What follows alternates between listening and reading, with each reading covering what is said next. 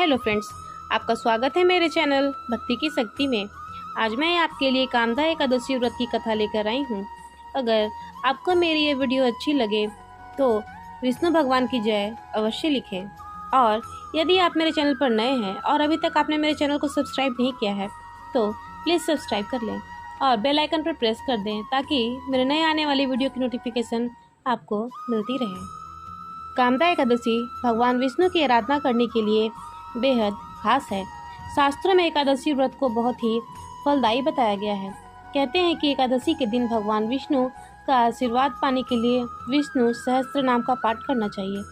इस व्रत को करने से हजारों वर्ष की तपस्या के बराबर पुण्य मिलता है।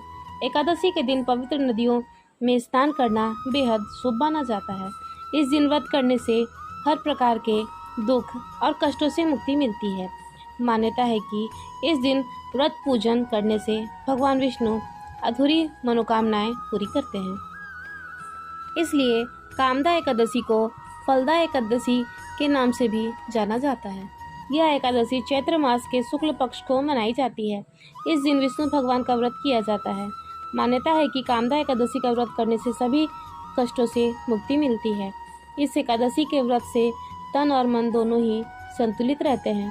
पाप नाश और कामनाओं की पूर्ति के लिए कामदा एकादशी का विशेष महत्व है। आइए शुरू करते हैं कामदा एकादशी व्रत की कथा। भगवान श्री कृष्ण ने कामदा एकादशी की कथा धर्मराज युधिष्ठिर को सुनाई थी। इससे पहले वशिष्ठ मुनि ने इस व्रत की महिमा राजा दिलीप को सुनाई थी, जो इस प्रकार से है। प्राचीन काल में भोगीपुर नाम का एक नगर था। वहाँ पर अनेक ऐश्वर्य से युक्त पुंडरीक नाम का एक राजा राज्य करते थे। भोगीपुर राज्य में अनेक अप्सराएं, किन्नर, गंधर्व वास करते थे। उनमें से एक जगह ललित और ललिता नाम के दो स्त्री पुरुष अत्यंत वैभवशाली घर में निवास करते थे। उन दोनों में अत्यंत स्नेह था, यहाँ तक कि अलग अलग हो जाने पर दोनों व्याकुल हो जाते थे। एक समय पुंडरीक की सभा में अनेक गंधर्वों सहित ललित भी गान कर रहा था। गाना गाते गाते उसको अपनी प्रिय ललिता का ध्यान आ गया और उसका स्वर भंग होने के कारण गाने का स्वरूप बिगड़ गया। ललित के मन का भाव जानकर कारकोट नाम के नाग ने पद भंग होने के कारण राजा को यह सब बता दिया। तब पुंडरीक ने क्रोध पूर्वक कहा, तू मेरे सामने गाता हुआ अपनी स्त्री का स्मरण कर रहा है, अतः तू कच्चा मांस और मनुष्यों को खाने वाला राक्षस बनकर अपने किए कर्म का फल भोगोगे। पुंडरीक के श्राप से ललित उसी क्षण महाकाय विशाल राक्षस बन गया। उसका मुख अत्यंत भयानक, नेत्र सूर्य चंद्रमा के समान प्रदीप तथा मुख से अग्नि निकलने लगी। उसकी नाक पर्वत की कंदरा की तरह लाल हो गई और गर्दन पर्वत के समान लगने लगी। सर के बाल पर्वतों पर खड़े वृक्षों के समान लगने लगे तथा भुजाएं अत्यंत लंबी हो गई। उसका शरीर 8 योजन के विस्तार में फैल गया। इस प्रकार राक्षस बन के वह अनेक प्रकार के दुख भोगने लगा। तब उसकी प्रियतमा ललिता को यह बात मालूम हुई तो उसे अत्यंत दुख हुआ और वह अपने पति के उद्धार का यत्न करने लगी। वह राक्षस अनेक प्रकार के घोर दुख सहता हुआ घने वनों में रहने लगा। उसकी पत्नी उसके पीछे पीछे जाती और विलाप करती रहती। एक बार ललिता अपने पति के पीछे पीछे घूमते घूमते विंध्याचल पर्वत पर पहुंच गई। वहां पर भृंगी ऋषि का आश्रम था। ललिता शीघ्र ही भृंगी ऋषि के आश्रम में गई और वहां पर जाकर विनीत भाव से प्रार्थना करने लगी। उसे देख भृंगी ऋषि बोले, हे पुत्री, तुम कौन हो और यहाँ किस लिए आई हो? ललिता बोली, हे मुनि, मेरा नाम ललिता है। मेरे पति राजा पुंडरीक के श्राप से विशालकाय राक्षस बन गए हैं। इस बात का मुझको महान दुख है। उनके उद्धार का कोई उपाय बताइए। भृंगी ऋषि बोले, हे गंधर्व कन्या, अब चैत्र शुक्ल एकादशी आने वाली है, जिसका नाम कामदा एकादशी है। इसका व्रत करने से मनुष्य के सभी कार्य शीघ्र पूर्ण होते हैं। यदि तुम कामदा एकादशी का व्रत कर उसके पुण्य का फल अपने पति को दे दो तो वह शीघ्र ही राक्षस योनि से मुक्त हो जाएगा और राजा का श्राप कट जाएगा। मुनि के ऐसे वचन सुनकर ललिता ने चैत्र शुक्ल एकादशी आने पर कामदा एकादशी का व्रत किया और व्रत का फल अपने पति को देते हुए भगवान से प्रार्थना की, हे भगवान, मैंने जो यह व्रत किया है इसका फल मेरे पति को प्राप्त हो, जिससे वो राक्षस योनि से मुक्त हो जाए। एकादशी का फल देते ही उसका पति राक्षस योनि से मुक्त होकर अपने पुराने स्वरूप को प्राप्त किया। फिर अनेक सुंदर वस्त्र आभूषणों से युक्त होकर ललिता के सामने विहार करने लगा।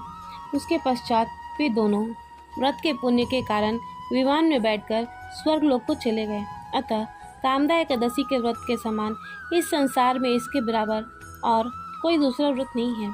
इस एकादशी की कथा पढ़ने या सुनने से वाजपेयी यज्ञ का फल मिलता है तथा विधि पूर्वक व्रत करने से समस्त पाप नष्ट हो जाते हैं तथा राक्षस आदि की योनि भी छूट जाती है।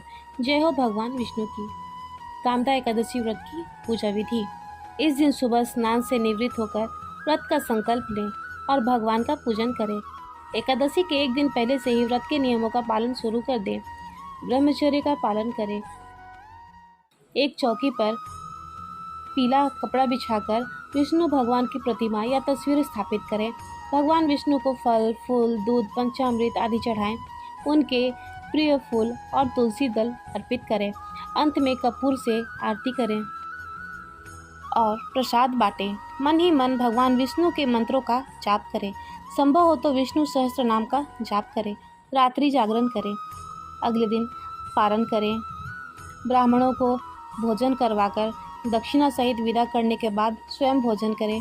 इस दिन मन को ईश्वर में लगाएं, क्रोध ना करें। एकादशी की कथा पढ़नी या सुननी चाहिए। पति पत्नी संयुक्त रूप से भगवान को पीला फल और पीले फूल अर्पित करें।